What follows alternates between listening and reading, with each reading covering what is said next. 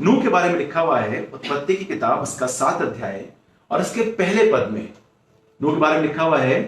और यहोवा ने नूह से कहा। और यहोवा ने नूह से कहा। आपको मालूम है एक जमाना ऐसा आया नूह की जिंदगी में, आप सबने स्टोरी पढ़ी हुई है कि सब कुछ खत्म हो रहा था। परमेश्वर ने कहा ये दुनिया बेकार हो चुकी है, बहुत दुष्टता के काम किए हैं, ऐसे ऐसे गुनाह, ऐसे ऐसे चीजें हो रही थी जो शायद बहुत ज्यादा थी। परमेश्वर कहने लगा नहीं, अब ये सब चीजें खत्म होनी चाहिए। और आपको मालूम उसके बीच में मैं विश्वास कर रहा हूं नूह से परमेश्वर ने बात करी, जो धर्मी था, परमेश्वर के साथ चलता था, परमेश्वर के घर जाता था, परमेश्वर की व्यवस्थाओं से सुखी रहता था, परमेश्वर की बातों को मानता था। मैं आपसे ये नहीं कह रहा हूं कि इस समय परमेश्वर दुनिया पूरी खत्म कर देगा, बट मैं आपसे ये कह रहा हूं कि जब परमेश्वर कहीं पर आपको ऐसी जगह पर लेके जाता है, ऐसी जगह का मतलब है, मैंने इसको जब मैं पढ़ रहा था, आपको मालूम है हम अपनी लाइफ में पूरी तरीके से सेट होते हैं। हमारा एक स्केड्यूल होता है, एक शेड्यूल होता है, हमारा एक दिनचर्या होती है कि हम सुबह उठते हैं, नहाते धोते हैं, ऑफिस जाते हैं, काम करते हैं, वापस आते हैं, अपने बच्चों के संग टाइम स्पेंड करते हैं, फिर सो जाते हैं, फिर हम सुबह वही काम करते हैं और ऐसे हम लगातार 6 दिन काम करते हैं। 7वें दिन हम लगातार चर्च जाते हैं और ये हमारा एक दिनचर्या होता है, ये हमारा पूरा रूटीन सेट होता है। हमने डिसाइड कर रखा है कि साल में एटलीस्ट हम 1-2 जगह कहीं घूमने चले जाएं। बहुत से लोग वीकेंड डिसाइड करते हैं, बहुत से लोग डिसाइड करते हैं अपनी एनिवर्सरी पे घूमने चले, और हमारी पूरी लाइफ सेट होती है और सब कुछ हम प्लान करते हैं, प्लान के हिसाब से चलते हैं कि हम इतने सालों में ये करेंगे, इतने सालों में घर खरीदेंगे, इतने सालों में गाड़ी खरीदेंगे, इतने सालों में हम ऐसा ऐसा करेंगे, और सब कुछ हमारा प्लान होता है। और आपको मालूम है बुरा तब लगता है, चीजें खराब तब लगती है जब हमारे प्लान से हटके कुछ जिंदगी हमारा ऐसा हो रखा है जो हमने प्लान नहीं किया है, जो हमने डिसाइड नहीं किया है, और हमारी जिंदगी में कुछ अचानक ऐसा एक सीजन सा आता है जहां पर सब चीजें एकदम विपरीत हो रही हैं, ऑपोजिट हो रही है हमारी लाइफ में। अब हम बाहर नहीं जा सकते, अब हम किसी से बात नहीं कर पा रहे, अब हम शायद किसी को छू नहीं पा रहे। ये किसी ने डिसाइड नहीं कर रहा था, ये किसी ने डिसाइड नहीं किया था कि ये वाली बीमारी अचानक से आ जाए, किसी ने सोचा था। बट आपको मालूम परमेश्वर जब कभी हमको वापस लेकर आता है, when God is bringing back to the heart of worship, we should say yes to that। और हमको उस जगह पर आना है जहां परमेश्वर मुझसे बात करने पर है, परमेश्वर मुझे प्रिपेयर करने पर, और हम वहां आना नहीं चाहते हैं क्योंकि हम वहां से बहुत आगे बढ़ चुके हैं। अब हमारी लाइफ बहुत फास्ट हो चुकी है, अब हम फ्रस्ट्रेट होते हैं। अगर हम घर में 2-3-4 घंटा निकाले तो हम फ्रस्ट्रेशन में जाते हैं, बट परमेश्वर शायद मुझे और आपको वापस ला रहा है। पता है क्यों? अब पढ़ना शुरू करें, क्या लिखा जी।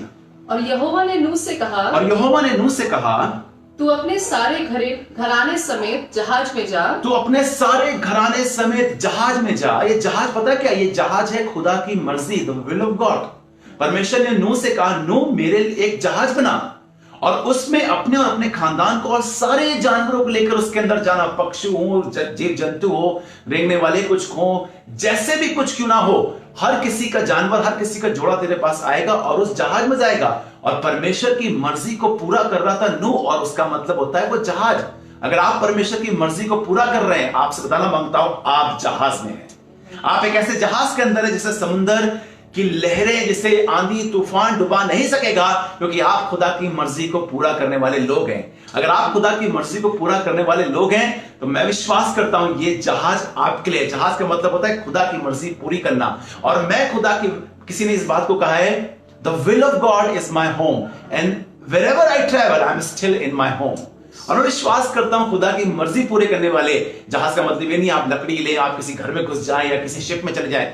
जहाज का मतलब है खुदा की मर्जी पूरी करिए और आप जहाज में हैं, आप सिक्योर हैं, आप सेफ हैं। यीशु मसीह आपका ध्यान रखेगा, वो आपको हर चीज से बचाएगा, वो आपको पार कराएगा, आपको कोई नहीं मार सकता है क्योंकि आप जहाज में हैं। आगे बढ़े, क्या लिखा जी? हाँ, क्योंकि मैंने इस समय के लोगों में से केवल तुझी को अपनी दृष्टि में धर्मी देखा है। एक चीज आपको बताता हूं, अगर आप 7:17 पढ़े जी। हाँ, और पृथ्वी पर 40 दिन तक प्रलय होता रहा। और पृथ्वी पर 40 दिन तक प्रलय होता रहा जी। हाँ, और पानी बहुत बढ़ता ही गया। और हमारी नजरें अक्सर किन चीजों पे होती? पानी बहुत बढ़ रहा है, बीमारी बहुत आ रही है, प्रॉब्लम्स बहुत आ रही है, और अक्सर हमको वो चीजें दिखाई पड़ रही है, सब कुछ बर्बाद हो रहा है, सब कुछ खराब हो रहा है, इकोनॉमी डाउन हो रही है, फाइनेंशियली चीजें जा रही हैं, शायद सब चीजें खराब हो रही है और हम डर जाते हैं। हमारे कान में शैतान बार बताता है अगर कोई तुम्हारे बगल से निकल गया तो मैं ये हो जाएगा। अगर किसी ने, मैं ये नहीं कह रहा हूं कि आप प्रिकॉशन मत लीजिए, precaution is very important thing, आप लीजिए, बट आप मान जितने प्रिकॉशन ले लीजिए आप, लेकिन अगर कुछ भी हो जाए आपको छू नहीं सकेगा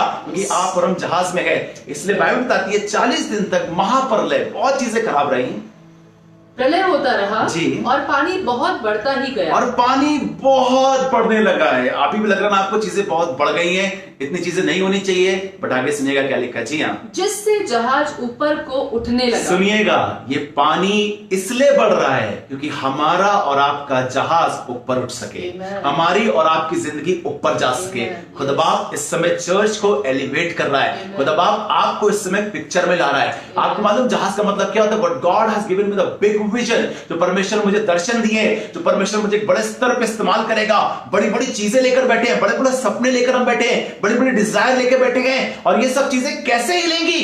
तूफान और आंधियों से हिलेंगी, पानी से हिलेंगी, मुसीबतों से हिलेंगी। और आपको मालूम मेरा जहाज कौन ऊपर लेके जाएगा?